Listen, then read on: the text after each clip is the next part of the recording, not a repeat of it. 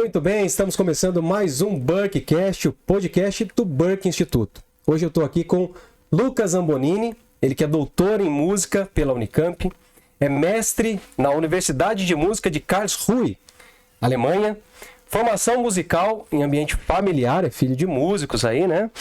É solista, trompista, né? Toca trompa na Orquestra Sinfônica de Campinas e professor na Universidade Americana Lutheran University, Texas, uma universidade cristã. Talvez a pronúncia não esteja boa, mas estamos caminhando. Vamos chegar lá, vamos estar longe do reino. Tudo bem, Lucas? Tudo bom, graças a Deus. Não é Lucas, né? Luca. Luca, exato. Ótimo. Eu tenho um filho Lucas, e se chamá-lo de Luca, acho que ele não vai gostar. Ah, é? O contrário, acho que deve ser verdadeiro. Olha, me acostumei, né? Eu fui o único durante muito tempo, agora tem Davi Luca, José Luca, tem tudo, um monte de Luca, ficou mais comum, né? Tá certo, tá certo. Lucas, na sua apresentação aqui, eu disse que você foi criado em um ambiente familiar, filho de músicos. Conta um pouquinho a sua história da sua paixão pela música, pra gente entender aí esse seu desenvolvimento, essa sua aplicação, essa sua imersão na música. Legal, então, fui criado, né, no ambiente familiar musical. Meus pais são músicos profissionais, meu pai é Adalto Soares, ele é trompista também, atualmente ele é professor da universidade. E também toca trompa. Exato, trompista, não trompista. Ele toca trompa e é professor, ele é da Universidade Federal do Rio Grande do Norte. Ah, legal. Há 3 anos ele pediu transferência, antes ele atuava lá na Unirio. Minha mãe percussionista, formada na Unicamp, na primeira classe de música da Unicamp, de bacharelado. Quando iniciou o curso, ela estava ali, né? Ela se formou em piano. Aí depois a carreira acabou direcionando para percussão, enfim. E eu se cresci... formou em piano e acabou... Percussionista. Percussionista. A história tá engraçada, né? A história é engraçada porque a formação musical de músicos profissionais, ela era... de certa forma precária, assim, né? Até umas décadas atrás ainda isso era difícil, né? E especificamente com percussão, na época dela, ela ainda jovem, não havia tantos percussionistas que sabiam ler a partitura num teclado. E para você poder tocar alguns instrumentos de percussão, que são teclados como marimba, xilofone, enfim, você precisa reconhecer as notas que estão ali. Elas têm uma organização muito parecida com o piano, né, em termos de notas brancas e pretas, né? Só que não são brancas e pretas, mas é a mesma estrutura. Tá. Então ela, por ser pianista e também por já ter tido um passado estudando percussão em Ribeirão Preto, ela é de Ribeirão, ela acabou migrando a carreira para aí, deu super certo e, enfim. Que legal. E eu cresci nesse ambiente, né? Ensinado por eles em casa. Desde muito pequeno, aprendi a parte teórica, aprendi piano com a minha mãe. Foi fácil se apaixonar, né? Essa coisa... Mais irmãos? Quantos Eu tenho mais um irmão, ele também é músico, o também Bruno. Bruno Soares. Essa era a pergunta. O Bruno é fantástico, trompetista. Ele é band leader, né? Trompetista da banda do Hermeto Pascoal, do Big Band. Já ganharam o Grammy. Que legal. O Bruno toca em todos os lugares aí, em termos de musicais, gravações, shows, puxa, né? Que bacana. Nessa área. E também tem uma luteria, meu pai é luthier também, então você vê, né? Além desse ambiente familiar, em termos musical, ou seja, na prática, também teve a outra parte... em termos de construção do instrumento, a entender a lógica por trás de cada instrumento. Ele sendo um luthier de metais, isso também sempre fez parte ali da nossa infância, né? Ele foi aprender por volta de 1994, 95, foi aprender luteria nos Estados Unidos, voltou, começou a construir instrumentos, então constrói tanto instrumentos de época quanto instrumentos modernos, e a gente teve essa infância aí bastante inserida nesse ecossistema. E com quantos anos você começou a se interessar por algum instrumento? Assim, o interesse por um instrumento específico não tem como dizer que foi com uma idade ou outra, porque sempre fez parte do nosso meio, né? Era o dia Imagina que vocês, um filho de alguém que, sei lá, esteja cuidando de um mecânico, né? Que é apaixonado por carros, aquela pessoa que ama a profissão, que trabalha com aquilo. A criança sempre ela vai crescer sabendo sobre carros, quer queira ou não. Se o pai fizer aquele papel em termos de transmissão ali de virtudes, de valores, estar junto com o filho, fazendo o filho participar, né, da vida dele, ele vai crescer entendendo, amando o que o pai ama, né? Sim. Então, ao menos algum tipo de conhecimento contigo, né? A gente vai ter sobre o assunto. Aconteceu comigo dessa forma. Mas teve um primeiro instrumento ali que você começou a se relacionar Ou já foi a trompa desde o início? Não, até por uma questão também física, né? A trompa é um instrumento um pouco maior, uma criança de 2, 3 anos não consegue tocar o instrumento, né? Apesar de existirem instrumentos menores, né? Trompas pequenas, mas aí não seria... Não é a mesma coisa. E um músico profissional, no modo geral, ele tem uma formação no piano. Quando eu digo músico profissional, é uma questão só assim, de palavras para querer estar explicitando que daí a pessoa que futuramente venha trabalhar com música dentro de um universo, agora aqui especificamente estou falando sobre um universo orquestral, muitas vezes ela tem um desenvolvimento logo na infância, aprendendo piano, né, musical. E existe um motivo específico por ser o piano, Lucas? Ou é mais cultural? E não assim é cultural, não é cultural. Existem alguns motivos para isso, né? Para introduzir o piano ali para introduzir criança. O piano, né? Além de ser algo, de ser uma tradição, né? Ou seja, grandes compositores sempre compõem e aprenderam a tocar piano. E, aliás, é algo interessante, né? As composições orquestrais, elas são primeiro imaginadas e tocadas, em sua maioria, no piano. E depois elas são orquestradas. Porque depois que a música surge, ela é desenvolvida, você vai dar essa coloração tonal, timbrística para ela e orquestra ela, buscando aí entender para qual instrumento aquela melodia vai soar melhor, e você vai trabalhando aí de acordo com o grupo que você quer que ela soe, né? Tá, e você mencionou aí 2, 3 anos, essa seria uma idade ideal para uma criança começar a aprender um instrumento, de repente o próprio piano, e seria o piano? Um instrumento eu não digo, mas para ela ser inserida aí a esse universo musical, ou seja, estar se familiarizando com música, né, de um modo geral, Aí sim, nessa idade ou até antes, né? Ou seja, criar no ambiente familiar de casa um ambiente propício a um tipo de música que vai formar no imaginário dela uma certa ordem, uma ordenação de ideias, vai se aproximar ela das grandes ideias. Tá, mas você teve essa bem-aventurança, essa facilidade, digamos assim, de ser criado nesse ambiente familiar por pais que já eram profissionais, né? Para aquele pai que entende hoje, ou está compreendendo, ou está assistindo a gente agora, está gostando do que está ouvindo, e quer ensinar o filho, introduzi-lo nesse caminho.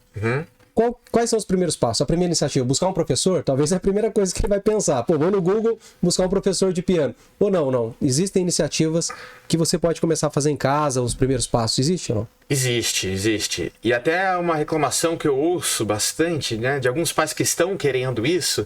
E aí já é uma dica, né, porque... muitas vezes chegam em mim e falam: poxa, mas meu filho não quer, ele não gosta de música clássica, ele não quer ouvir e tal, como que eu faço? A minha primeira pergunta é: você ouve? Você gosta? Você propõe isso na sua casa? Você cria isso no seu ambiente familiar? Né? Se você não faz, então você está querendo inserir de uma forma forçada para ele algo que é estranho ao próprio ambiente que você está tentando criar. Então aquela ideia de você criar ali dentro de casa um ambiente propício a isso, não só isso, mas a todos os valores que você queira passar, ou seja, ali dentro de casa só vai entrar alguma influência que você deixar que entre, então você começa a podar, a filtrar o que vai entrar. E nisso, com certeza, a música ela faz parte, né? É a liderança pelo exemplo, né? O velho ditado: o filho escreve nas costas dos pais, né? Porque ele tá vendo o pai fazendo, fica mais fácil para ele se apaixonar por aquilo. Sim, também, mas além mais do que isso, seria um cuidado do que você vai deixar entrar na sua casa. Tá. Ou seja, então o que você quer que entre na sua casa? O que você quer que faça parte ali do dia a dia, ou quando do que forma, né, o seu lar. Então, se você quer que o seu lar seja formado com esse tipo de música, primeiro você tem que saber o porquê que você quer isso, né? Ou porquê que isso seria importante. Mas tendo isso bem claro e entendendo que isso é algo que você quer, então proponha esse filtro, né? Que é o tipo de música que vai ter ali em casa, seja esse tipo de música. Ou que não precisa ser exclusivo, né? Esse tipo de música. Na minha casa só tem música clássica. Não precisa ser exclusivamente aquilo. Mas você precisa, de alguma forma, proporcionar Mais o do que ambiente. momentos, um fundamento, uma certa estrutura para que quando ele saia daquele ambiente, ele consiga entender que aquilo é algo estranho àquela estrutura que você formou para ele, que você está propondo para ele. Isso vale para música como vale para educação, para moral, para qualquer coisa que você está querendo propor para o seu filho. Então, esse seria um primeiro passo, então. seria um primeiro passo. É mais ou menos assim. Eu até costumo contar essa história, né? Eu vou contar uma historinha. Um determinado rapaz ganhou uma certa quantia e ele falou: nossa, eu vou trabalhar agora com esmeraldas. Eu quero virar especialista em esmeraldas, porque é isso que eu vou fazer de profissão agora. Então o que ele foi fazer? Ele foi procurar o maior mestre de esmeraldas que ele conhecia. Certo? Nessa procura encontrou lá alguém, foi lá, viajou, encontrou essa pessoa, conversou: olha, vou começar a trabalhar com esmeraldas, me falaram que você é o melhor mestre, me ensina tudo que você sabe. O mestre lá relutou um pouco, mas falou para ele: tá bom, eu me paga agora metade ao final do ensinamento. Durante uma semana, você virá aqui todos os dias, das 8 da manhã às 5 da tarde, e eu vou te ensinar tudo que eu sei sobre esmeraldas. Concordou com isso, fez o primeiro pagamento e começou. Entrando lá na sala, o mestre leva ele numa sala lá nos fundos da loja dele, abre em cima da mesa um pano, né, um tecido de veludo preto, e coloca as esmeraldas em cima ali, dá uma olhada para ele e sai da sala.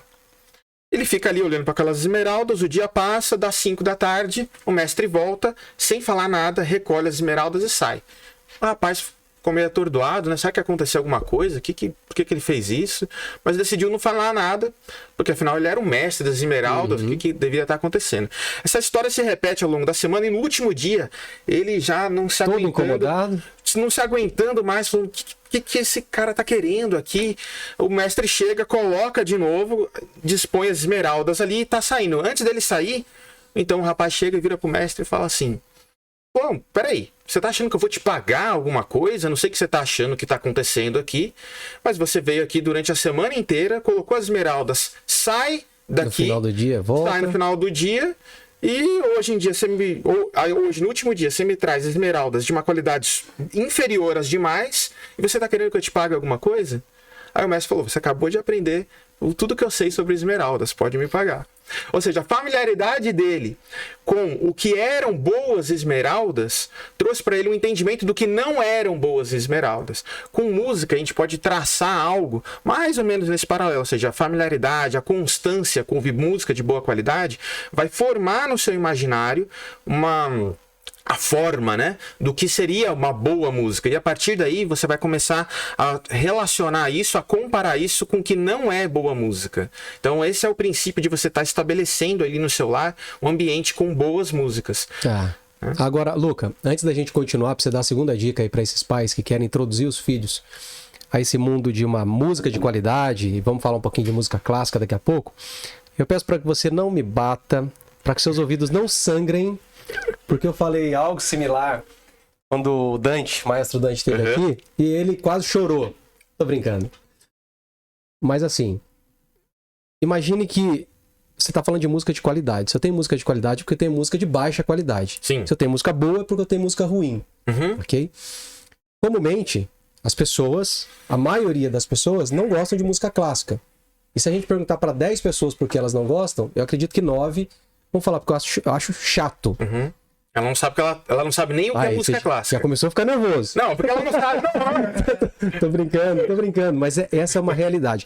Talvez isso não seja tão comum para você que tá nesse mundo, nesse mundo das boas esmeraldas, né? Digamos assim, uma bolha, mas não no lado negativo de falar que você tá numa bolha. Você tá num ambiente de virtudes. Então, para você não seja tão comum você ouvir pessoas quando você apresenta uma música clássica e a pessoa fala: essa música é chata. Eu vou dar um exemplo no nível mais simples, talvez até simplista. Quando a gente fala de músicas clássicas cristãs, as igrejas mais tradicionais, igrejas mais históricas, usam lá os seus hinários. Certo. Né? E muitos hinários têm hinos que realmente são hinos até de países, né? Que eles fazem ali uma mudança da letra e adaptam com aquela melodia. Isso. Então são músicas clássicas, são músicas que elevam a alma. Quando você canta, você sente que é uma coisa diferente, não só pela letra, mas a música mexe com você. Então ela é clássica, ela é eterna, aquela melodia.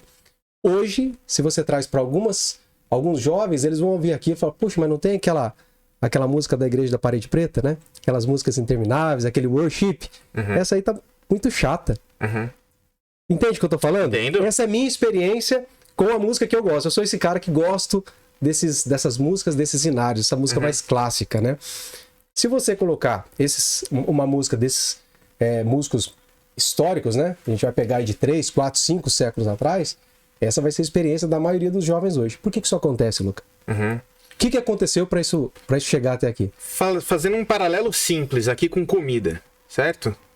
Se a pessoa está acostumada a comer fast food e ela está sempre comendo, ela vai comer sempre um lanche ali, um fast food e tal, e ela não está acostumada a comer de uma maneira saudável, ou seja, uma comida, ou até uma comida preparada por um chefe, digamos assim, não precisa nem ser saudável, né?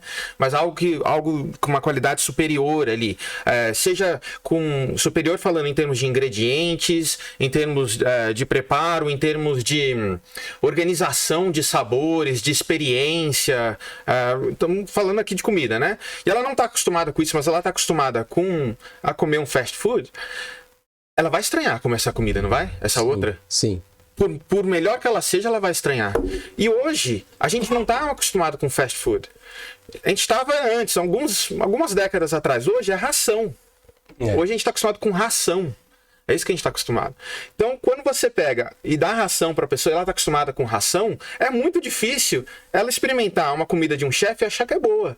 Ela vai achar estranho, no mínimo, né? Ela vai achar diferente, estranho, mas por que isso é bom e esse outro que eu estou comendo aqui todo dia não é? Né? Então não foi formado dentro, aí de novo eu volto, né? Ela não teve uma formação aí musical dentro do imaginário dela, algo substancial que permitisse que ela conseguisse enxergar a profundidade e a beleza que existe em músicas clássicas. Agora, quando eu falo música clássica, aí voltando no que você estava falando, é muito importante a gente definir o que é música clássica. Né? Ok, vamos lá.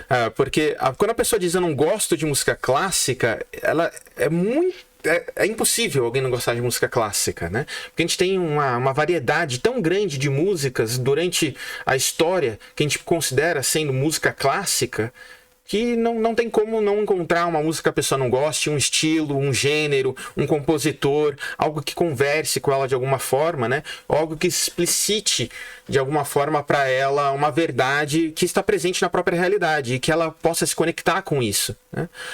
Então, a gente pode dar um exemplo. Eu sei que popularmente, quando a gente fala de música clássica, a gente está pensando em algo como um Vivaldi, né? Ou, sei lá, um Mozart, algo assim, bem específico, ou do período barroco, ou do período clássico, talvez, né? E a gente acaba deixando de fora toda essa variedade de música que a gente tem, né? A gente tem música clássica sendo produzida hoje, que a gente fala clássica no sentido de que são boas músicas, né? Então aí eu gostaria de trazer esse termo, a ideia de que se é clássico é porque é bom e é porque... Ou seja, não é porque a música é clássica que ela tem que ser de compositores antigos, de 3, 4 séculos. Não. Que pode ser contemporâneo. Ela pode ser contemporânea, mas a gente só vai ter uma certeza da perpetuidade dela, ou seja, com a prova do tempo. Tá. Pra gente poder falar, essa música realmente ela explicitou aquilo ou aquilo outro, né? Porque assim, há uma dificuldade em perceber dentro da nossa contemporaneidade o que é realmente bom e o que não é, né? A gente tem uma tendência a olhar para trás, é muito mais fácil a gente olhar para trás e entender o que foi bom e o que não foi, do que a gente olhar para o momento e ter conseguir discernir, né? Tá. Então, mas não deixa... E também aí, outra coisa também, o fato de ser uma música de concerto, que a gente chama, uma música... Não queria nem usar o termo erudita, porque ela também pode ser complicado. Mas falar sobre música de concerto, que daí a gente está pensando em uma música orquestral, ela também não é... A música clássica também não é exclusiva a esse gênero orquestral, né? Tá. Então, mas aí que tá um outro ponto que eu percebo. Hoje as pessoas não estão acostumadas a ouvir música. Elas estão acostumadas a ouvir canções. E talvez o ouvido já não é treinado, acho que começa por aí. Porque para você ouvir uma música orquestrada, e aí tem muito conteúdo clássico nesse sentido, né? Você vai ouvir o quê? A música. Ela não vai ter uma letra cantada, então ela não é uma canção. E hoje, quando a gente fala de música, a pessoa vai falar, eu gosto daquela música, mas é uma canção. Ela não é treinada, ela é treinada só para ouvir a letra, entende o que eu quero dizer? Sim. Ela é treinada para ouvir o enredo daquilo que o autor pensou enquanto letra, mas a música pouco importa, então ela tá mais preocupada talvez com a levada, com o ritmo. Será que isso não seria um dos motivos da pessoa falar isso é chato? É chato por quê? Ela não sabe nem ouvir a música. Sim, mas sim, concordo plenamente, né? E o pior é que quando você fala que ela gosta de ouvir canções, ela não tá apreciando essas canções, ou seja, ela não vai sentar na casa dela, colocar aquela música para tocar e vai ficar ouvindo para poder apreciar aquela canção. Dificilmente isso vai acontecer. A música vai ser um plano de fundo para quando ela tá no carro, ou para quando ela tá numa festa, ou para quando ela tá em algum lugar. E se ela for em um show, mesmo em um show, a música faz parte da experiência daquele show e não a música pela música. Não tô generalizando, porque tem pessoas que vão a shows pela música, ou seja, o objetivo para poder ouvir ali, né? Mas a maioria tá lá por quê? Porque uma pessoa vai num show hoje, qualquer show, né? Difícil até eu cravar, porque eu não frequento muito esses ambientes, mas imagino que ela tá indo ali pela bebida, pela galera, pela aquela momento e, claro, pela música que tá sendo tocada, cantada ali, e que vai de alguma forma interagir com ela ali, né? Sim. Agora alguém fala, eu vou no show de tal pessoa porque eu quero apreciar a música daquele cantor. Isso já é mais difícil, né? Bem mais difícil. É bem mais difícil, né? Ou seja, nós estamos numa sociedade, e eu acho que isso é mundial, né? Mas vamos falar falar do Brasil aqui. Nós estamos ladeira abaixo, né? A coisa tá bem distante. Então, e aí, e voltando, né? Sim, porque antigamente, o que acontecia? A gente não tinha, obviamente, né? Toda essa arcabouço tecnológico que a gente tem hoje. Qual que era o entretenimento ali das famílias, né? O que as famílias faziam ao final de um dia de trabalho? Elas iam para casa, se reuniam ali, contavam boas histórias uns para os outros, histórias do que aconteceu na vida. Isso antes do advento aí da grande tecnologia, da grande era da tecnologia. Televisão, rádio, internet, não tinha nada disso. Nada disso, né? Depois o rádio ele passou a ser o centro daquela reunião, depois a televisão passou a ser o centro da reunião. Hoje é o celular. Hoje não é, o celular não é o centro da reunião, porque o celular ele é o centro do indivíduo. O indivíduo está espalhado pelos cômodos da casa. Nem mais a reunião acontece hoje, né? O declínio. Mas aí o que acontecia então nessa reunião? Aconteciam boas histórias, ou seja, histórias do dia a dia, compartilhamento dessas histórias, geralmente lideradas ali pelo líder ali daquela família, e acontecia junto com isso música. Acontecia, ele é o principal meio de entretenimento com essas boas histórias, era o fazer música juntos, né? Acontecia, obviamente, também outros tipos de artes ali, aconteciam como declamações de poesias ou algo do tipo, mas a gente ficava basicamente nisso, com boas conversas, poesia, música, né? Percebe que os três, a comunicação, você está se comunicando, música, você também está se comunicando, você também está contando boas histórias para o seu ente ali, né, dentro desse ambiente familiar. E as histórias de grandes compositores aconteceram assim, né, aconteceram dessa forma, ou seja, eles dentro de um ambiente familiar foram educados musicalmente assim, ou seja, tocando música com os pais, com os irmãos, com tios ali, e isso acontecia entre um compartilhamento ali de músicas entre famílias, né, Tchaikovsky mesmo morava no interior ali da Rússia, e a família dele tocava instrumentos, a família de vizinhos também tocavam instrumentos, muitas vezes se reuniam em saraus musicais ali. Então você imagina a riqueza musical que as famílias proporcionavam, né, para os seus menores, e que acontecia essas trocas assim. Então seria correto a gente arriscar dizer que a industrialização, a era moderna, né, o pós-moderna, ela contribuiu para esse declínio na qualidade da música ouvida, tocada e apreciada dos nossos dias? Talvez não seja justo a gente colocar dessa forma, porque ela poderia ter contribuído pelo contrário, ou seja, corroborado e não corrompido. Mas né? Infelizmente não foi o que aconteceu. Não, né? Porque daí a gente está indo ao contrário. A gente estaria indo ao contrário do que a própria essência do homem. Que o homem vai buscar. Que ouvindo essa sua, que me fez muito sentido, né? Essa sua explanação. E agora eu tô fazendo o teste do tempo. A gente tá aqui, a gente já pode olhar para trás e falar, caramba, aquilo que era para ser bom nos separou daquilo que de fato era bom. Serviu para nos apartar. E aí eu quero um pouquinho mais para trás, se você tiver uma opinião sobre isso. Você acha que a Revolução Francesa, ela contribuiu de alguma forma para esse declínio na nossa apreciação da boa cultura? E eu incluo, logicamente, a música? Sim. O que acontece? Nós temos inícios de pensamentos ali, não inícios, ou seja, porque o início desse pensamento ele é muito mais antigo, né?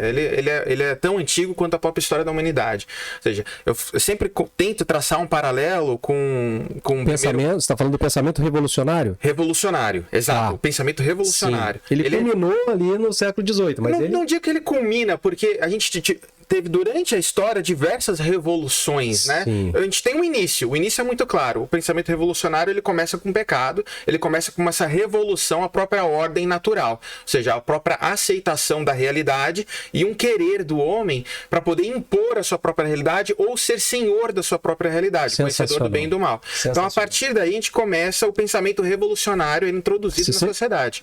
Não quero te cortar, segura essa linha de raciocínio, mas é tão importante isso que você mencionou. Porque note que até nas minhas palavras aqui a gente é levado a buscar culpados para aquilo pro mal em que nós vivemos. Uhum. E a gente deixa escapar que o mal ele começou lá. Ele teve o início. Com a rebelião do homem. Exato. E tudo que veio a partir daí foi consequência. Exato. Daquela decisão do homem lá atrás. Exato. E a gente tende também a pensar que filosofias, como você estava dizendo, né? Filosofias nasceram ou filosofias culminaram. Filosofias nasceram realmente, ou seja, ideias nasceram, pensamentos revolucionários nasceram no coração do homem. E a partir daí a gente tem toda a história, mas elas vão culminar no juízo final. Né? É aí que elas culminam. Teve um começo e vai ter um fim. Vai ter um fim. Né? Já teve o fim já está decretado, mas a gente está vivendo histórias que se repetem ou que sempre remetem a essa mesma história, né? A gente isso vem acontecendo durante o tempo. Não obstante, né, desse assunto, ou seja, ainda nessa mesma linha de raciocínio, a gente tem ali, que a gente também tende a colocar como algo, né? Principalmente eu gosto muito de estudar sobre educação clássica, né? E a gente tende, aí de diversas linhas, né? Quando a gente fala de educação clássica, a gente pode estar falando de várias coisas hoje em dia, né? Tá. A gente pode estar falando sobre as pessoas que focam e estudam aquele período medieval da educação clássica, ou seja, dentro das 7 artes liberais, a organização entre o trivium e o quadrivium, coloca as artes ali e organiza esses pensamentos. A gente pode estar falando de uma educação até mais recente, ou seja, a educação clássica que a sociedade americana, a nação americana, né, propôs aqui no Ocidente, aí no início do século XX, final do século XIX. A gente pode estar falando antes ainda de uma educação agostina, talvez, né? A gente pode ir para trás também, que gostam muito de ir para os gregos, né? E a partir daí a gente tem uma linha de pensamento muito interessante também, que é até discutida num livro que eu li recentemente, que é The Rise and Triumph of the Modern Self, o autor chama Truman. E ele discorre sobre duas linhas de pensamento que vão nesse sentido, que é a poiesis e nêmesis. E a poiesis, ela vai estar buscando ali uma linha de pensamento revolucionário, ou seja, ela olha para o mundo, ela olha para a realidade, ela não aceita aquilo que ela está vendo e ela quer de alguma forma impor algo, impor uma realidade, ela olha o mundo como o mundo se fosse uma matéria-prima, pronta para ser moldada, descoberta, ressignificada pelo homem. E o nêmesis é ao contrário. Ele olha para o mundo e reconhece que há uma ordem, algo maior do que ele, há uma realidade imposta. Ele se sujeita a essa realidade, tentando fazer parte dela da melhor maneira que ele pode, né? Isso é a origem de duas filosofias que a gente culmina em diversas outras, né? Como você está falando, pensamento revolucionário, Revolução Francesa, a gente tem também o próprio conservadorismo, deriva talvez do Nêmesis, né? Dentro dessa aceitação da realidade, aceitação de que há algo maior do que a gente deve buscar esse algo e imitá-lo. Sim. Enfim, por isso que música é importante, né? Porque a gente tende a achar que a gente está, e principalmente compositores, aí criando algo. A gente não está criando algo, a gente está descobrindo algo que já foi criado, que resplandece, que está na natureza, de alguma forma assim, ressoando na natureza, né? Música... Descobrindo algo que foi criado por quem? Por Deus, pelo nosso Criador. Há algo criado, né? Essa criação, a criação, ela reverbera, ela ressoa, né?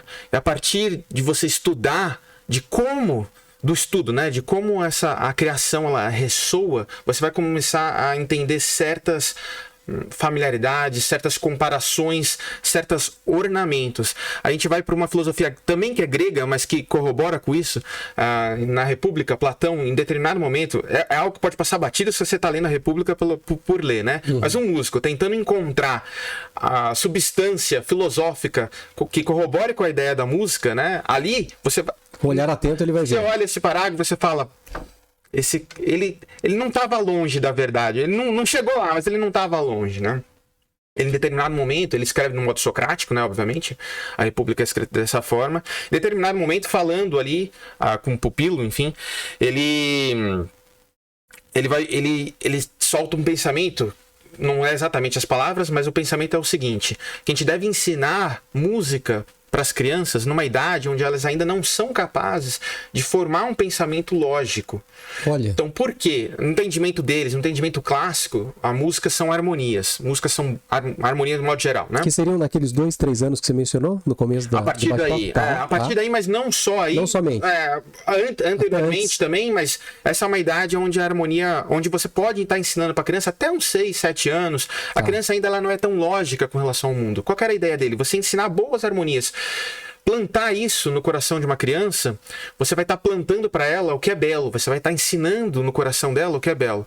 A partir daí, ela vai buscar no mundo boas harmonias, não só em música, mas ela vai formar no imaginário dela o que é algo harmônico. A gente só conhece o que é harmônico, você só sabe o que é algo harmonioso, o que existe harmonia, porque existe música. Porque a música harmônica faz a sua cabeça entender o que é algo harmonioso. E a partir disso, você vai buscar harmonia na justiça, harmonia na sociedade, harmonia no casamento, harmonia numa relação com o irmão, harmonia em você com Deus, harmonia de você com o mundo. Então, essa formação em termos de belas harmonias, harmônica, musical de uma criança, é o que ali iria conduzir a sociedade para uma sociedade mais ordenada, organizada, mais moral, enfim, né? Faz muito sentido. E furtar a criança de ensinamentos tais quais mencionados aí por Platão, proporciona o contrário também, né? Exato. Fica mais fácil você trazer um caos na sociedade, porque ela já perdeu aquela noção do certo e errado, a harmonia na justiça, o belo, o feio. E aí, piorando ainda, porque hoje você ainda relativiza que isso existe. Então você ainda, além de você não plantar isso no coração dela, ou seja, e aí a gente fala coração, mas o que a gente está querendo dizer aqui também é coração em termos de alma, você está querendo dizer também formar aí, indo para um lado mais neurocientífico, ou seja, formar na cabeça dela quais são esses sons que são harmônicos, ou seja, que se correlacionam um com o outro e formam algo belo. Se a gente pegar te cortei, né? Pode continuar. Mas olha só, quando a gente pega na arte, pinturas, você pega ali a Semana da Arte Moderna, acho que 1922, Exato. Houve uma degeneração proposital, uma estratégia marxista, justamente para poder quebrar aquilo que era belo e começar a implantar toda uma ideologia que vinha por trás disso. De certa forma, isso pode acontecer na música também. Aconteceu, né? Porque aconteceu. Se você perde a noção do que é uma beleza arquitetônica... Exato. E aí, peraí, por que isso aqui não é bonito? Pô, um caixote, cara, eu não tô vendo beleza. Não é que não tem beleza, é você que não tá vendo. A beleza é relativa, ela pode não ser bonita pra você, mas ela é bonita pra outro. Aí você vê um quadro abstrato que você não entende nada, você não acha aquilo bonito, mas tem pessoas achando bonito. Aí você critica e fala, cara, mas isso não é bonito. Pô, você não pode falar isso, pô, não é bonito pra você, mas é bonito pra outro. Essa é a narrativa que aí está. Eu acredito que na música não é diferente. Né? Poxa, mas essa música ela tá esquisita, cara. Essa música não é boa. Não, que isso, cara. Quem é você pra dizer que essa música não é boa ou que essa música é feia? Já relativiza, não tem mais o certo e o errado. Exato, com tudo, né? Na música não é diferente. Não, com a música não é diferente, mas com tudo, né? A relativização, né? Relativização. É isso. Enfim, ela acontece com todos os temas, né? No dia de hoje, né? É a ausência da realidade, a ausência da verdade. Né? Então eles estão tirando a verdade. A verdade é uma só. A verdade existe. Ele é a verdade. E quando a gente tira ele, e é o que a revolução busca, é tirar ele, se você não tem ele como verdade, a verdade é relativa. Se você não tem uma verdade, né? Não tem Deus como criador, como a realidade, como entendimento de como ela é, né? Se você nega a realidade... Aí o pensamento é o seguinte. A realidade, ela é opressora. entende? Então, você... Para quem tem esse tipo de pensamento, ou seja, para quem foi forjado dessa forma, para quem culturalmente, né, a nossa cultura dominante ela é essa, né, hoje em dia. Ela é relativa. Se você olha para a realidade e você tem que se sujeitar a ela, ela tá te oprimindo. Então, você não pode ser oprimido, certo? Hoje em dia, assim, você não só pode ser oprimido, porque até nesse mesmo livro, se eu não me engano, ele fala sobre que a gente vive hoje é o eu moderno, é o eu sentimental, né? Então, o homem, ele vai buscar algo para poder satisfazer os próprios sentimentos, ou seja, um bem-estar. A pergunta de você é feliz? Você tem satisfação no que você faz? Você é feliz? Essa pergunta hoje ela tem um significado. Essa pergunta 100 anos atrás ela tinha outro significado. Você perguntar para uma pessoa 100 anos atrás se ela era feliz, você não estava querendo dizer para ela se ela era satisfeita ou se ela amava o trabalho dela, né? Você estava querendo dizer se ela tinha o que comer ou se ela tinha como colocar a comida na mesa dela, ou ela poderia estar querendo dizer se ela tinha uma família, enfim, assim, ao assado, né? Essa coisa de satisfação, o amor pelo que faz, né? Se você ama o seu trabalho, é muito, muito próprio do nosso tempo, né? E, enfim, ela vai sempre procurar algo para ela não ser oprimida, né? Aí com música é a mesma história. A música tem que ser relativa, porque o que ela gosta não pode ser ruim. Ela vai ter que... De alguma forma, ela se justifica por isso, né? Luca, ontem eu vinha de São Paulo e ouvindo uma rádio, era uma rádio confessional, digamos assim, de esquerda. Tá. Então as entrevistas ali geralmente eram pessoal de sindicato, cantores declaradamente de esquerda. São confessionais mesmo. As entrevistas que ali aconteciam, me parece que é uma rádio grande de São Paulo. Eu não me lembro o nome agora. E tava uma cantora sendo entrevistada, eu falei, deixa eu ouvir aqui, ouvir um pouco do outro lado, né? Aproveitar que eu tô só dirigindo aqui, tô com tempo para isso. E assim, muita coisa bizarra sendo falada, né? E aí tocou 3 músicas. Falei, vamos ouvir agora 3 músicas da cantora aqui na sequência. Sem brincadeira. 3 músicas horríveis. De letra não precisa falar, a gente já imagina, mas a música, o ritmo, a melodia, ela trazia uma perturbação. Era feia. Ruim de ouvir, sabe? Por que eu tô mencionando isso? Eu tô jogando no extremo, né? Que é uma música feita por pessoas ali revolucionárias, marxistas, que tem um propósito de trazer uma degeneração da sociedade. Existe uma politização por trás de tudo isso, existe ideologia por trás de tudo isso. Mas existe também a música ruim, e aí você fica à vontade, se você quiser dar alguns exemplos para ficar mais claro para quem tá nos ouvindo, que ela não tem uma ideologia, mas ela é uma música ruim. Então, para ilustrar um pouco melhor, digamos lá que a Helena esteja ouvindo uma dessas músicas. E aí você, como pai... E ela chega pra você, tudo bem que isso não vai acontecer porque ela já tá nesse ambiente virtuoso, né? Mas se ela estivesse ouvindo e estivesse de repente gostando, qual o conselho que você daria pra ela? O motivo pelo qual ela não deveria ouvir essa música ou músicas desse tipo? Quais os males que poderia acompanhá-la se o ouvidinho dela fosse acostumando com aquilo? Os males que poderiam acompanhá-la, certo? Essa música não é boa porque... eu acho que é mais fácil a gente... Falando das músicas populares, eu entendo. Essas músicas da rádio do dia a dia. Entendo. Talvez seja mais fácil a gente abordar esse assunto do ponto de vista do porquê existe música, ou do que seria uma música boa, então, para eu poder ter um argumento que a convencesse, né? Por quê?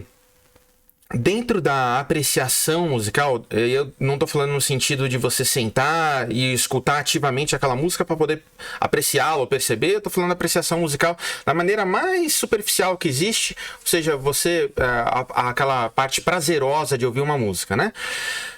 Você vai ter alguns tipos de audição, eu até falo disso no meu livro, né, no Guia Prático para Apreciação Musical, e é um pensamento de outros autores também, pessoas que estudam sobre isso. Você tem 3 planos de audição principais, pelo menos 3. Um deles seria um plano físico, ou seja, um plano bem superficial, que é aquela música que você ouve e que de alguma forma ela se comunica com você, não de uma forma a te levar a um pensamento específico, ou conduzir algum tipo de uma narrativa, ou até um pensamento algo mais profundo, emotivo, ou musicalmente que você consiga distinguir algo, mas é uma música que vai se comunicar com você no nível físico mesmo, que você vai bater o pé, é aquela música que vai fazer você se mexer, você dançar, aquilo que traz isso pra você, né? Tem um outro que é a parte emotiva ou expressiva, que aí sim, aí você divide em duas partes. Tem aquela verdade universal musical, ou seja, uma música que a gente pode definir basicamente por em dois caminhos, ou seja, uma música alegre, uma triste. Mais do que isso é complicado porque ela não tem todas as questões de idioma e linguagem que um idioma precisa ter para poder se comunicar. Ou seja, a música ela vai ser um tipo de comunicação mais generalista. Então ela vai comunicar ou tristeza ou felicidade. Isso são sentimentos universais humanos. Mais do que isso é complicado. Se eu for falar que essa música para mim ela é triste, ela é melancólica, ela é saudosa. Para você ela pode não ser, mas triste ela vai tender a ser para ambos, certo? Aí o outro lado, sim, quando é uma emoção mais específica, aí a gente está falando sobre questões de experiências, do que você vivenciou, que vai poder afinar essa percepção sua emotiva sobre aquela música. Certo. E o terceiro seria uma audição mais intelectual, aquele plano musical mesmo, você está percebendo os instrumentos, o que o compositor quis colocando aquela melodia aqui ou ali, ou seja, como ele organizou aquela estrutura, aquela forma daquela música, A, B, A, uma coisa mais formal mesmo, né? Isso é a estrutura da música como um todo e como ela pode se comunicar com a gente, ou como a gente ouve uma música. Se a música ela foi construída de uma forma a se comunicar, vamos dizer aí, dentro dessa segunda coluna, né? Dentro desse plano emotivo, a comunicar algo ruim, pejorativo para você, em termos, aí eu tô falando emotivos, né? Já não é algo que você quer compartilhar ou cultivar dentro do seu ambiente familiar e também para o seu filho ou para você mesmo, certo? Sim. Então, se ela foi composta, aí a gente tá falando agora no terceira coluna, de tal forma que ela consiga comunicar para você nessa segunda coluna algo que não seja que passe pelo seu filtro do que você quer com a música ou ouvir, ou do que você almeja você como pessoa no seu próprio desenvolvimento, não é algo que você deseja cultivar, certo? Uhum. Então esse é mais ou menos um argumento do que que eu poderia falar para ela, mas isso pode se aprofundar no sentido da gente entender da essência da música à medida do que a gente entende que a música ela vai revelar certas verdades que ecoam na realidade, né? Sim. Se a música ela não busca revelar certas verdades, e essas verdades a gente está buscando verdades virtuosas, se a gente quer conduzir a criança nesse sentido, se a música ela busca chocar ou ir para longe disso, aí não há sentido, né? Da gente estar propondo isso, né? E a gente encontrar como a verdade se organiza, como ela se ordena, como ela pode transmitir um pensamento ou boas ideias para alguém, é onde a gente vai começar a encontrar o que é uma música boa e o que é uma música ruim, né? São boas ideias musicais, ordenadas, organizadas, de forma a estar ressoando a própria organização que a natureza ou a criação nos impõe, nos impele. Né? Interessante. Agora, Luca, você tem um envolvimento muito grande também com o homeschooling. Uhum. Você lidera, é diretor de um grupo, eu não sei se aqui no Brasil ou no Vale do Paraíba. Eu sou tutor. É um tutor. Tá, e queria que você falasse um pouquinho da sua experiência. Na verdade, voltar um pouquinho, inclusive. Como que você entendeu que o homeschooling era um caminho virtuoso para você aplicar na sua família, se apaixonou a ponto de tomar uma liderança né, na região sobre o homeschooling. A gente falar um pouquinho depois, na sequência, sobre a música clássica, a importância da música clássica dentro do ambiente homeschooling também. Legal. Fala um pouquinho pra gente desse seu envolvimento, como começou. É o mesmo pensamento, a partir do entendimento em termos de sacerdócio do lar, ou seja, entendimento de que cabia a mim e a minha esposa organizarmos quais as influências a gente queria que entrasse dentro do nosso lar. Houve também o entendimento que isso abrangia não somente questões do dia a dia, sociais, mas também a própria educação, ou seja, que houvesse um filtro que passasse pela gente de como as coisas chegariam, como elas chegariam em termos de proposta do desenvolvimento intelectual, cognitivo dos nossos filhos, né? Isso, quanto tempo atrás? Começou isso a sua... 5 anos. Tá. 5 anos atrás. Tá na idade que começou ali a necessidade de introduzir a alfabetização mesmo? Também. Exato. Combinou com esse período aí. Tá. Houve sempre uma proatividade nossa em termos de ensinamento, de proporcionar esse acesso à informação, o acesso ao próprio conhecimento que a criança estava ali desenvolvendo. E depois houve um entendimento da responsabilidade sobre o fazer isso, né? E por último, houve também um acalentamento, ou seja, de que proporcionar isso não seria algo aquém, né? Distante do que as nossas próprias capacidades, né? Aí você estudando a própria história da educação, a própria história da formação das grandes mentes, das mentes medíocres, das mentes, enfim, de qualquer mente, né? Tá. Ela sempre foi construída num ambiente familiar, né? A história de uma educação de massa, uma educação compulsória de massa, organizada por aqueles que pretendem se perpetuar no poder, ela é muito recente, né? E faz todo sentido para quem quer continuar lá no poder. Ou seja, a pessoa que está no poder, ela vai organizar uma educação compulsória, em massa, com as virtudes e ideias que ele quer, para que ele forme uma nova geração que vai perpetuar ele. Que é a educação que aí está, a educação estatal. A educação estatal, mas a educação estatal, o problema disso é que a gente tende a querer dividir, né? Não, mas se meu filho não está na educação pública, então eu estou ileso a isso. Mas a educação privada hoje, ela tem que seguir uma cartilha. Ela tem uma certa liberdade, ela mas está debaixo ali do guarda-chuva do Estado de alguma forma. Para ela poder funcionar, ela vai ter que seguir algo dentro daquela direção, né? A própria estrutura escolar, de como o conhecimento é inserido ali, aí a gente começa a entender do que tem que pensar, né? Começa a refletir sobre o que é educação, né? Educação o que é? Transmitir informação. Se educação é transmitir informação, nem isso a escola faz direito. Mas faria. Daria o papel Agora, dela. se a educação for transmitir virtudes, você nunca vai conseguir isso dentro do ambiente escolar. Virtude não se aprende em escola.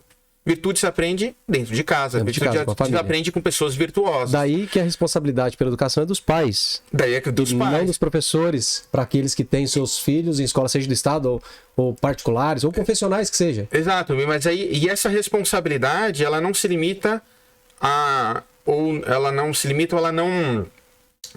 Eu não quero dizer aí que ele é o responsável em termos de ele que vai propor essa educação, mas ele, entendendo essa responsabilidade, ele vai procurar, se ele não for uma pessoa virtuosa, vai procurar alguém virtuoso e um ambiente virtuoso para estar educando o filho dele. Tá, mas aí, Luca, vem uma pergunta.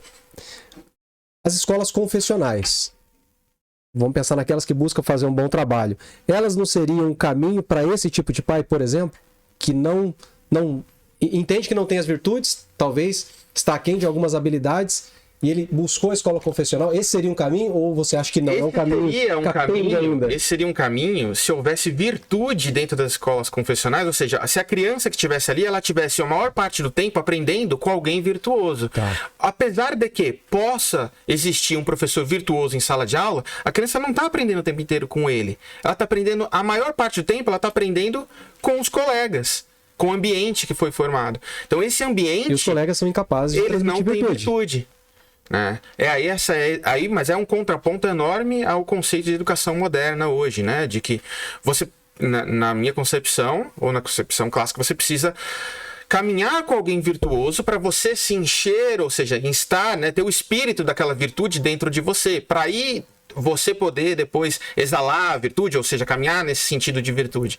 Do contrário, e a educação moderna preza por isso, você vai tentar sempre extrair da criança algo que ela não tem substância dentro dela. Mas aí sempre tentam extrair, ou tentam cercar, ou tentam como afagar aquilo que a criança quer, né, dentro da educação que é proposta hoje. O que você quer, quais são suas habilidades, aí você vai tentar proporcionar de alguma forma aquilo para a criança, tá dentro daquela filosofia para ela, enfim. Ô Luca, você é evangélico, né?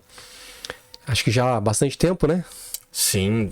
Já nasceu em um lar evangélico? Não, eu cresci num lar que não era cristão. Tá.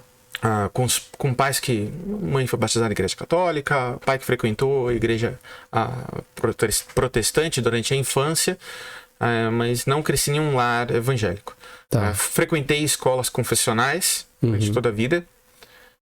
O evangelho veio para mim através dessas escolas confessionais, depois de uma forma mais organizada quando eu tinha 17 anos aí, por quem hoje é minha esposa, por pastores também. Tá, eu tô fazendo esse preâmbulo, eu fiz essa pergunta pelo seguinte: quando a gente fala de homeschooling, e a gente fala de que um dos objetivos, dentre outros, né, a gente está falando aqui da transmissão de virtudes, que você acha que seria o objetivo primaz, né? Mas um deles é você tirar o estado das costas do seu filho, né? Mas há uma acusação, você já deve ter ouvido isso, de que um dos fundadores, digamos assim, do movimento evangélico histórico, né, Martinho Lutero, ele foi um dos responsáveis pela estatização da educação. Fala, poxa, mas peraí, você é evangélico, você está indo contra a estatização, mas, cara, o seu fundador lá foi quem jogou a educação pro Estado. O que você diz sobre isso? Qual que é a sua visão sobre essa questão histórica? Não tá errado, isso aconteceu, né? Não dá para desmentir, isso aconteceu, a gente não vai falar que não. Mas dentro da... assim, aí existe uma tendência... Mas foi um erro, então. Você acha que foi um erro de Martinho Lutero ter falado pro Estado, olha, precisamos botar essas crianças na escola? Basicamente foi isso que ele fez. Obviamente. E o Estado vai ter que bancar isso aqui. Se tem dinheiro para fazer outras coisas, tem dinheiro para educação. Bota essa criançada. E o Estado rapidamente se prontificou para isso. Sim. Foi um erro, né? É aquela coisa de a gente poder olhar para trás e ver o que deu, né? A gente olha para trás, vendo o que deu, a gente fala, bom, poderia ter sido diferente. Se a gente entende essa questão do sacerdócio, né? Se tem isso bem claro, a gente entende essa responsabilidade primária dos pais, isso não precisaria ser feito de uma maneira em massa, estatal, né? Mas isso precisaria acontecer e você precisaria dar, de alguma forma, suporte para que esses pais possam ser essa fonte de virtudes em casa, né? Mas isso acontecia também de outras formas, né? Durante o tempo, isso aconteceu de outras formas. Você sempre teve, de uma forma organizada, uma pessoa com virtudes que lideravam outras famílias, né? Isso acontece hoje também. Dentro do nosso ambiente, a gente também conhece pessoas com muita virtudes e que, de certa forma, influenciam e lideram pensamentos aqui em âmbito local também, né? E estar próximos dessas pessoas, enquanto núcleos familiares, forma uma comunidade de pessoas que estão buscando ali a mesma virtude. Isso já seria o suficiente para você poder educar. Agora, o pensamento, aí a diferença entre... Você também teve muitos avanços com essa estatização, ou seja, com a promoção de educação, né? Você também... Isso aqui tem coisas que foram positivas e coisas que foram negativas, né?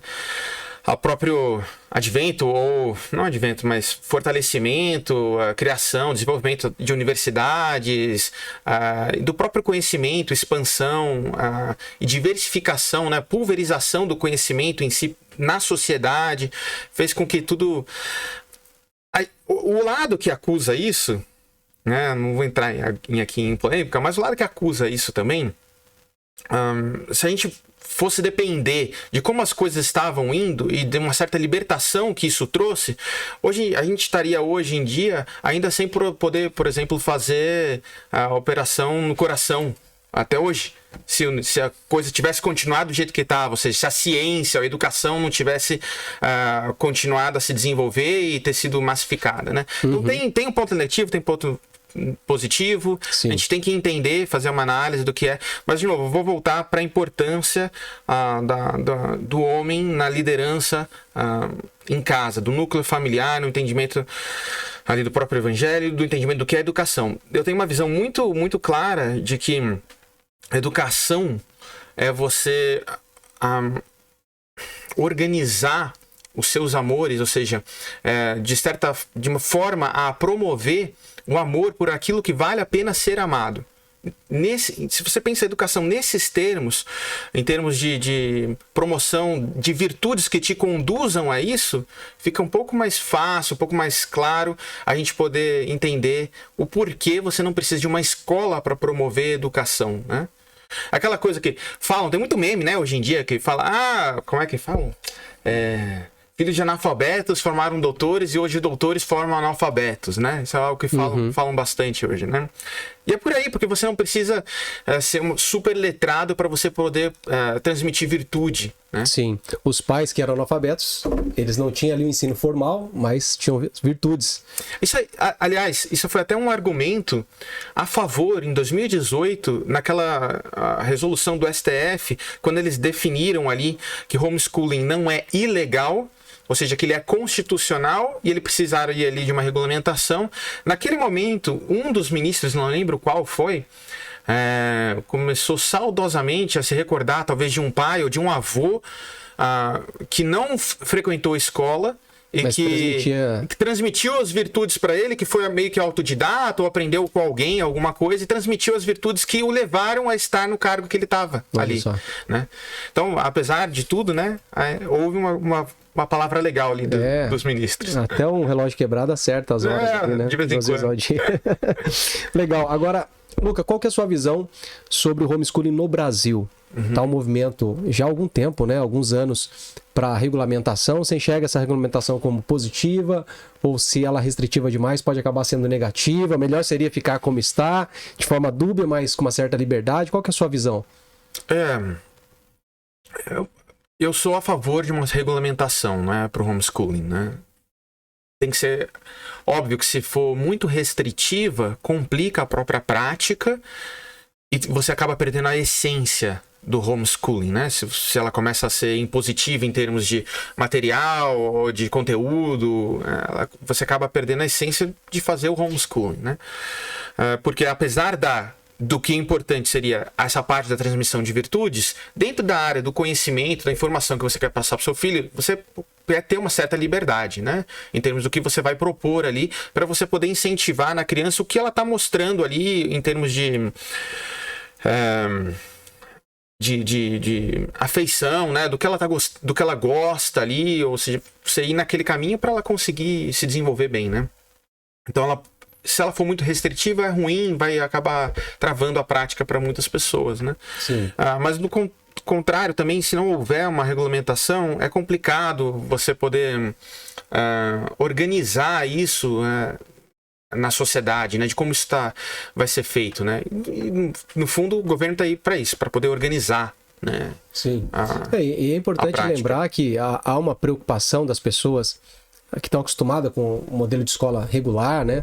Seja ela particular, até isso, eu ouço isso muito de entusiastas das escolas confessionais, certo, e de pessoas de boa fé. Eles têm uma preocupação com os pais que não vão ter capacidade para isso. Mas isso é uma regulamentação, o pai não vai ter capacidade. Eu acredito que o pai que não se sente capacitado, ele não vai buscar o homeschooling. Esse não seria um problema para esse tipo de pai. Os pais que buscarem são aqueles que julgam ter uma certa capacidade, não estão talvez tão preocupados com a questão curricular. Como você mencionou muitas vezes aqui, eu acho que essa é a base do homeschooling, a transmissão de virtudes, né? Principalmente nos ambientes confessionais cristãos, né? Então, é o que eu percebo. Seria essa a linha mesmo? Sim. Existe aí, o que acontece dentro do homeschooling, né? Homeschooling não é sinônimo de uma família cristã, conservadora, tradicional. Você pode ter um homeschooling que quer sair do Estado porque a família são ateus, por exemplo. Óbvio. Aliás, esse é um dos argumentos a favor de muitos estados de esquerda nos Estados Unidos que promovem o homeschooling, são super abertos, porque eles querem que aqueles que são progressistas, liberais lá, eles continuem tendo essa mesma cosmovisão e perpetuem para os filhos. Pelo princípio da liberdade. Pelo princípio da liberdade, pelo princípio do direito natural da família de poder educar os seus filhos, né?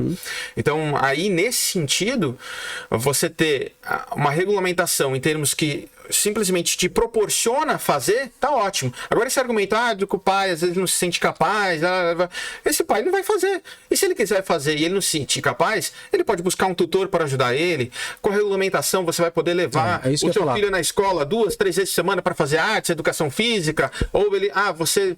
Nesse sentido a regulamentação vai acabar ajudando, né? Muito! Você não tem bom, sei lá, você não conhece muito bem sobre português e não quer ensinar português para seu filho, você quer focar com ele com matérias de outras áreas, enfim. Você vai lá na escola 2 vezes por semana com homeschooling regularizado, no mundo ideal, né? Obviamente, falando aqui no mundo ideal. Você iria numa escola, matricularia ele ali num curso talvez de português dentro daquela escola, ele faria aquele curso ali dentro. E você vai dosar qual é a influência que você vai ter de outras ideologias, de outros pensamentos para estar dentro da tua família, né? Com o avanço do homeschooling, eu acredito que isso pode ser até uma oportunidade de negócio para as escolas regulares que aí estão, para essas aulas de reforço, por exemplo. Como é nos Estados Unidos, em outros países regulamentados, com certeza, né? É comum que o aluno homeschooler ele faça pelo menos artes e educação física na escola. Eles fazem. E aí a gente tem que falar sobre a visão sobre homeschooling também ser transmissão de virtudes. Há pessoas que fazem homeschooling e excluem totalmente essa parte. Elas fazem homeschooling pelos benefícios que ele vai colher em termos acadêmicos com o filho dele, e só.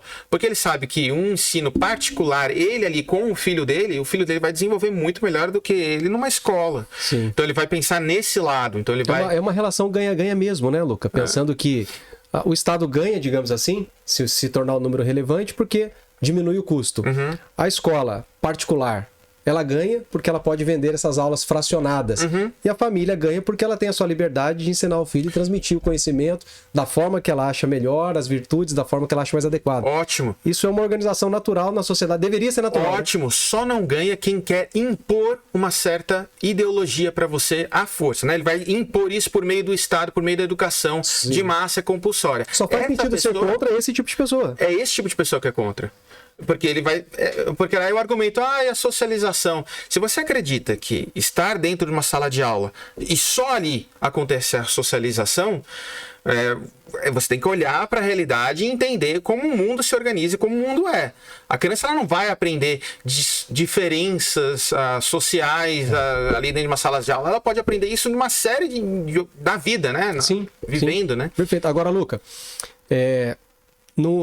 falando de Brasil, né, da cultura que aqui estamos, um país que valoriza muito a parte técnica, digamos assim, de formação educacional, acadêmica, eu acredito que com essa nova onda, não vou dizer essa nova onda, mas esse levante, esse despertamento, essa seria a melhor palavra, ao conservadorismo nos últimos anos, isso por questões da política, por uma série de fatores que tem culminado o avanço dos conservadores, eu digo conservadores no sentido de pessoas que se confessam conservadores, elas se percebem conservadoras. Uhum.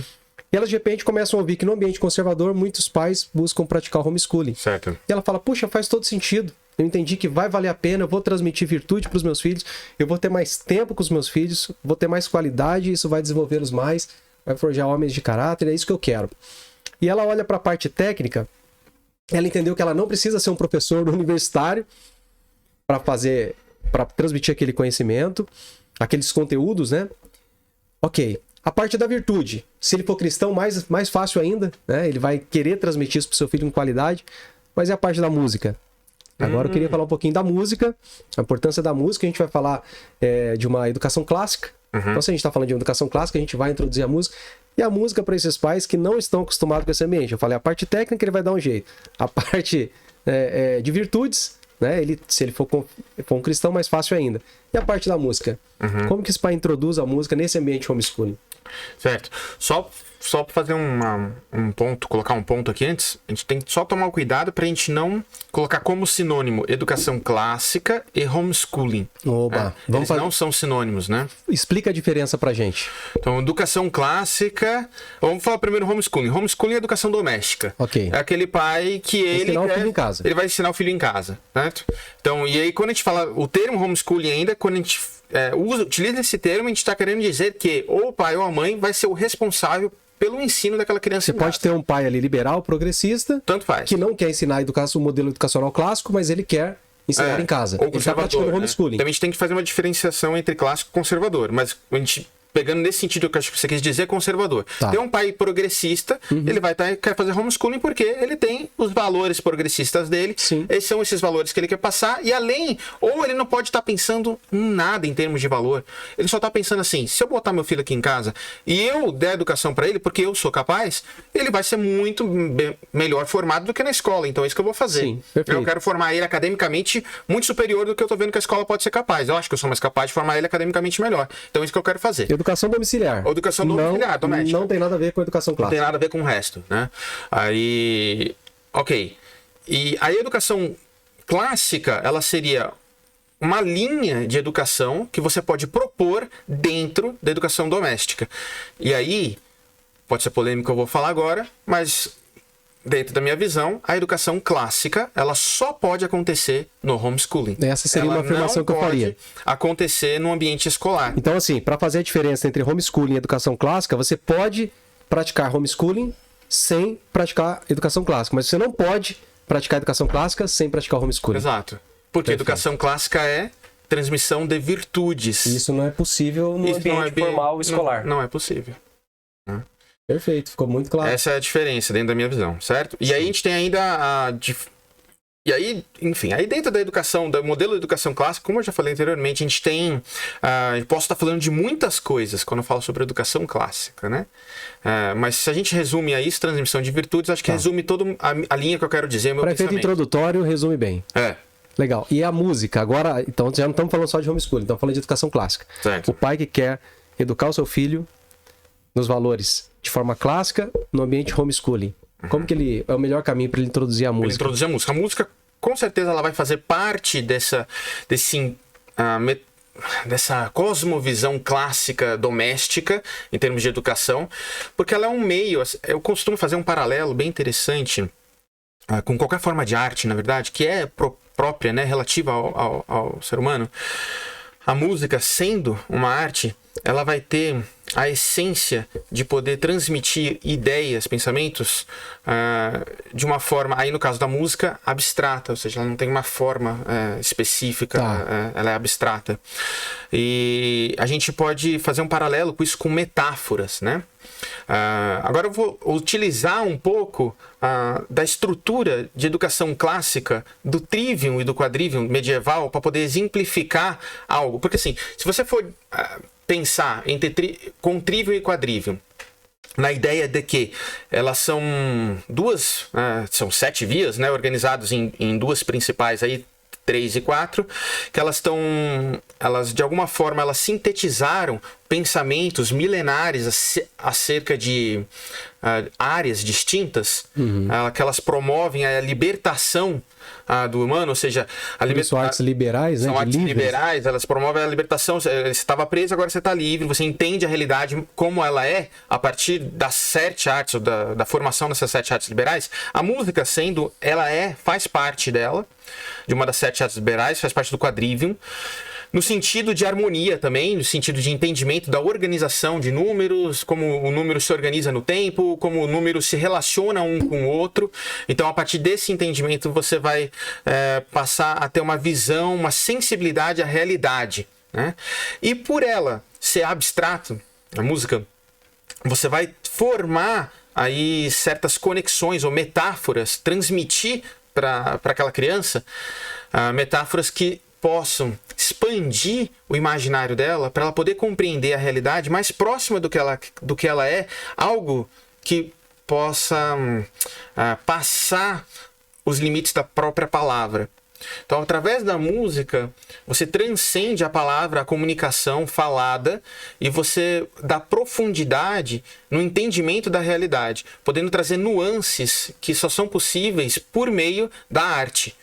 E isso, em último caso, é você estar mais sensível e ter uma maior profundidade da realidade como ela é, entendendo como o Criador organizou ou se revela através da própria criação, da revelação geral. Então, eu tenho um entendimento de que a gente pode uma das maneiras de você enxergar, tá? O quadrivium. Tá. O quadrivium é você poder estudar a revelação geral, ou seja, o mundo criado, entendendo e buscando Deus em todas as coisas. Entendendo como todas as coisas apontam para Ele, todas as coisas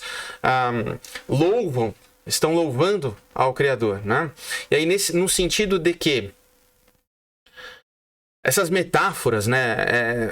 Jesus faz muito isso, né? Quando ele utiliza diversas metáforas para explicar quem ele é com relação aos discípulos, né? Sim, através das suas parábolas. Através de parábolas e de metáforas simples, né? Ou seja, como ele pode falar, eu sou pastor, vocês são as ovelhas. Nós sois o sal da terra. O sal da terra. A luz do mundo. A porta. A porta. Exato, né? São metáforas. E se a gente tem que entender que a própria criação, ela só acontece dessa forma porque elas são metáforas para a própria revelação de Deus na criação. Ou seja, a porta só existe porque ela é fruto de um entendimento humano, de olhar para a realidade, entender como ela é, formar na imaginação algo que possa, de alguma forma, resplandecer ou encaminhar o entendimento do Criador na própria realidade. Um pastor só existe, e a relação de um pastor com uma ovelha só existe porque existe a relação do Criador para conosco, como pastor e ovelha. É essa a ideia. E a própria música, ela tem esse sentido, né? Ela de você poder comunicar em termos de metáforas, em termos abstratos, algo que a palavra não vai conseguir. Então você transcende a realidade para poder se aprofundar um pouco mais no entendimento do Criador. Você só vai conseguir fazer isso se você estiver sensível à realidade. Senão, é obra do acaso, é obra de qualquer outra coisa que pode estar acontecendo, ou obra sua, que daí é a vaidade que está sendo imposta ali, né? Muito bom, muito bom. Existem algumas ferramentas para os pais que estão iniciando no homeschooling, na educação clássica em si, como, por exemplo, o Classical Conversation, né, que você é um dos responsáveis aqui, ou o responsável, né? Não. Você é um tutor? Sou um tutor. Um tutor, ok. Na região aqui você é um dos responsáveis. Agora, para a área da música, me parece que você já tinha um curso e está adaptando ele agora para crianças de 2 a 4 anos, é isso? A ideia é isso? É uma ferramenta para esses pais que estão começando, introduzi-los no mundo da música? Exato. Entre 2 e 6 anos seria essa primeira... 2 e 6. Entre 2 e 6 anos é onde vai essa primeira etapa dessa série de materiais que a gente está promovendo, né? Então, a ideia com esses materiais é poder construir um caminho que o pai que não tem nenhum tipo de formação, ele vai conseguir proporcionar para o filho e para o próprio ambiente dele em casa, familiar,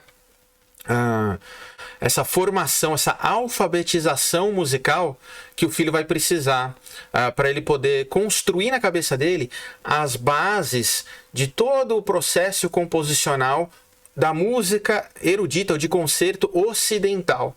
Uau. Que é onde é o ápice, né, da organização musical. É a música de concerto que hoje em dia tem uma briga enorme, né, que essa seria uma ideia, isso que eu estou propondo aqui, na verdade, seria uma ideia eurocêntrica, algo assim do tipo que eles falam, né? Mas ela é a maior, em termos de arte, né, ela é o ápice, né, musical que já foi produzido.